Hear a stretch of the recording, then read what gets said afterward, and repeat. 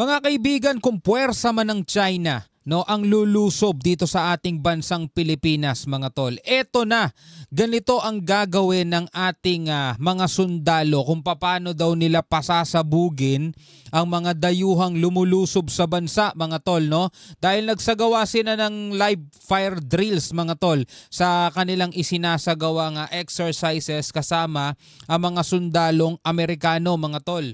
No, ayon dito sa report, pinaputukan ng Philippine Marines gamit ang 105mm howitzers at iba pang assets ang mga dayuhang nagtatangkang lusubin at sakupin ang bansa sa pamamagitan ng karagatan sa isang senaryo sa live fire exercises sa Ilocos Norte. Lagi nating sinasabi, mga tol, na hindi natin gusto ang gera. Pero syempre dapat naghahanda, mga tol, ang ating mga kasundaluhan.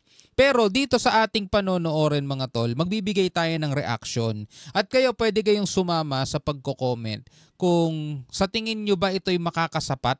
Sa tingin nyo ba ito ay pwede na, mga tol? O talagang kailangan pa natin ng suporta, mga tol, no? Bago natin to simulan, huwag mong kalimutan mag-subscribe. Click mo na rin ang notification bell para ma-notify ka pag may mga bago tayong reaction video tulad nito. Alright, so wag na natin patagalin pa. Panoorin na natin to, mga kapatid.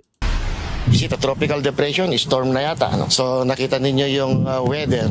But still, we tried to pursue this part of the exercise. Yan ang nakakabilib, no, sa mga sundalong Pilipino, mga tol. Umaraw, umulan, bumagyo. Diba? Naghahanda sila. At ayaw nilang matulog sa pansitan, mga kapatid. Kahit papano, kahit na limitado lang asset ng Pilipinas, mga tol, pinaghahandaan pa rin nila para hindi tayo matalo o kaya para hindi tayo mabulaga kung sakasakali mang may lulusob na kalaban. Handa sila kung paano gagawin nila, di ba?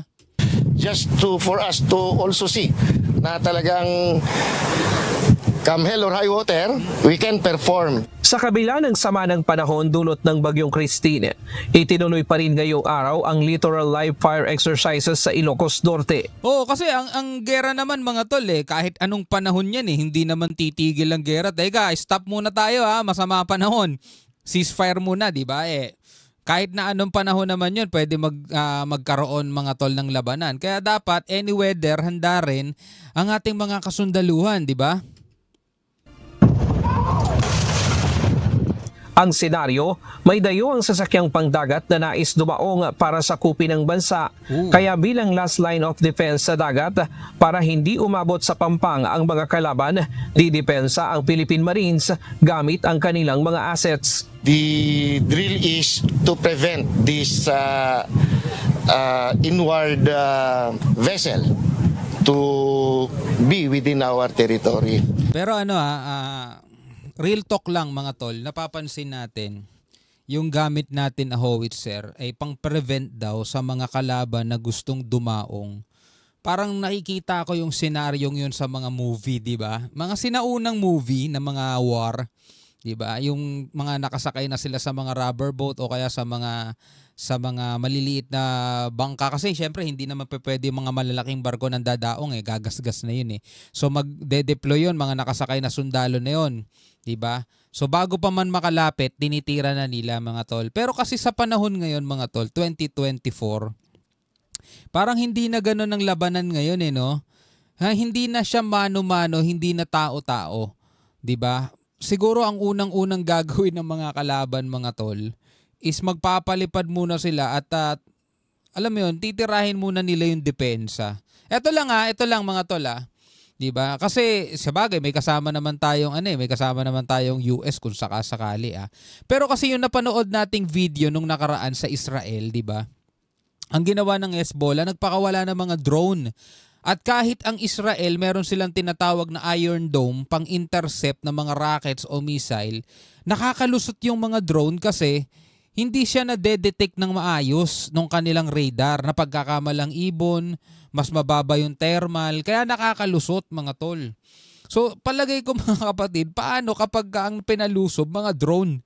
Diba? Pwede ba yun i-intercept ng mga howitzer? Well, Sa lahat naman siguro ng senaryo na pag-iisipan yan ng mga sundalo natin, no? Ang tanging magagawa na lamang natin is magtiwala sa kanila, mga tol. Pero kasi sa panahon ngayon, alam nyo naman na hindi naman umano tao-tao ang sumusugod, mga tol. Nagpapadala na ng mga rockets, drones, yun na yung mga unmanned drones, yun na yung pinapadala nila, mga tol eh, para magsagawa ng mga pag-atake. Yung iba nga kamikaze pa eh, di ba? Tuloy natin. Kaya your Marines, your armed forces responded by preparing the guns, and when it was confirmed that indeed it is an aggressive vessel, we fired them. Ginamit ang Pero ano pa rin saludo pa rin sa ating mga kasundaluhan. At least 'di ba, naghahanda pa rin naman sila. dalawang 105mm howitzer ng Philippine Marines na kayang abutin ang target sa layong 11 nautical miles o halos nasa 12 nautical territorial waters at dalawang fire support vehicle na mounted ng 90mm. Matagumpay ang pagsasanay sa kabila ng bahagyang pagkaantala dahil nakaranas ng pabugso-bugsong hangin at malakas na pag-ulan. Well, that is expected sa inyong mga Marines. You establish us for that purpose, to defend the homeland. Okay, so while there is no crisis yet, and we hope there will be no crisis, we have to prepare. Tama naman, mga tol. Habang wala pang crisis at umaasa tayo na hindi magkakaroon ng crisis, pero kailangan pa rin nila maghanda. Diba? Kasi yun naman ang tungkulin nila bilang mga sundalo, kailangang handa palagi. We have to be ready for any eventuality. So when we say preparedness and readiness, we do these drills and exercises. Naging bahagi naman ng mga foreign counterparts ng Philippine Marines bilang observer sa nasabing pagsasanay. Ipinasubok din sa mga sibilyan gaya ng mga reservists at mga media kung paano paputukin itong 105mm howitzer. Well, for you to try it. This is how your Marines do these things. Na with a little bit of training, you can do it, or probably you can join our reservists. Pero tulad nung sinabi nga natin kanina, mga tol, alam natin ito'y paghahanda, no?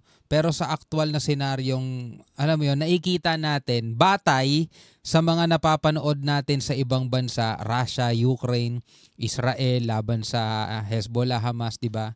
Medyo, iba na ang technology, mga tol eh. Gumagamit na sila ng ibang technology ngayon eh. Di ba? Pero kahit ganun pa man, ipanalangin na lamang natin na sana wag mangyari. Kasi napakarami na ang gera, no, dito sa Asia, dito sa kontinente ng Asia. No? Kasi mga tol, ang Iran, ang Israel, part pa rin ng Asia yan, no? Nandoon nga lang sila sa sa Middle East, mga tol. Tayo naman nandito tayo sa Southeast Asia, pero no, sana walang mangyaring ganyan, no, dito sa atin kasi sobrang dami na ngayon ng gera dito sa nangyayari sa kontinente natin, mga tol. No, tayo ang pinakamalaking kontinente kaya siguro ganun ang nangyayari, napakaraming bansa.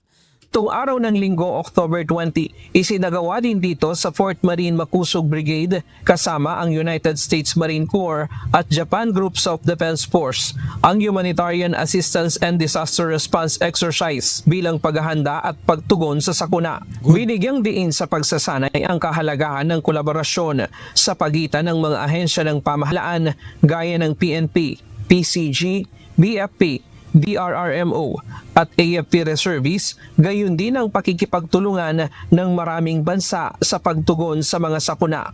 Sumasalamin ito sa matibay na samahan ng Pilipinas, Estados Unidos at Japan. Being together and do these things is indeed a plus factor. Sabi nga, they would not or we could not do it alone, but together within us, your military and your other government agencies plus our allied forces, maganda yung naging outcome. Yan, di ba? Totoo naman. Sama sa mga bansa na lumahok sa Kamandag exercise ngayong taon ang United States, Japan, Republic of Korea, United Kingdom at Australia. Ang France, Thailand at Indonesia naman nagpadala ng observer. Ryan Lacanlale, UNT. Pero ito kasi makikita natin, no? Ito lang kasi yung meron ng Pilipinas. Ito mga howitzer na yan. Siguro meron pang iba, pero ito kasi yung meron lang tayo eh.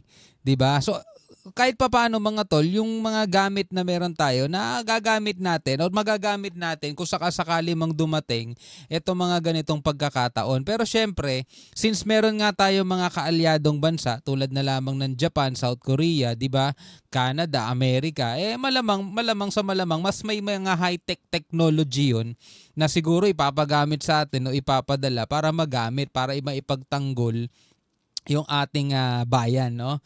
Pero again, kahit na napakaraming suporta ang darating dito sa Pilipinas, dalangin pa rin natin mga tol na wag naman sanang mangyari yung mga bagay na ganyan dito sa Pilipinas, no? Bilang isang Pilipino mga tol, ano masasabi mo diyan? Comment ka na lamang sa ibaba. Hanggang sa muli, ako nga pala si Shobal D. Peace out.